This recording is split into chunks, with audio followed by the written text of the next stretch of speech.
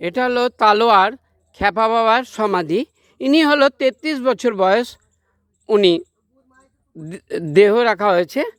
এখন বর্তমান 2025-এর এখন আমি কথা বলছি। 33 বছর হলো ইনি দেহ রেখেছেন। ইনি 100 বছর বয়স বেঁচে ছিলেন। ইনার বিশাল মহিমা শুনছি।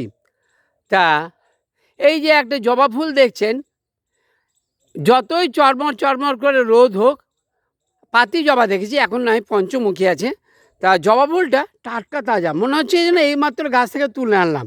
আপনারা দেখতে পাচ্ছেন, দেখছেন তো জবা ফুলটা?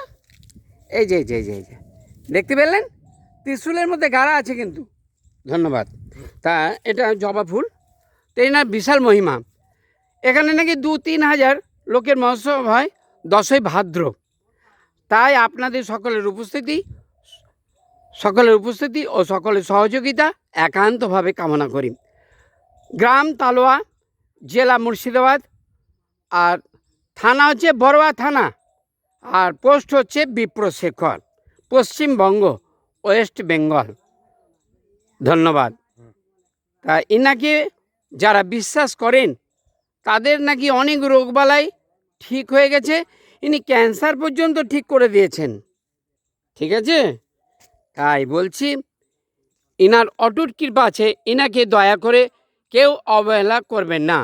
এই খ্যাপা বাবাকে এবং দোহালিয়া শ্রী শ্রী রামকৃষ্ণ দেবকে কেউ দয়া করে অবহেলা করবেন না। দোহালিয়া শ্রী শ্রী রামকৃষ্ণ আশ্রমকে দয়া করে কেউ অবহেলা করবেন না, এবং খ্যাপা বাবাকে কেউ অবহেলা করবেন না। অবহেলা করা গুরুতর দণ্ডনীয় অপরাধ।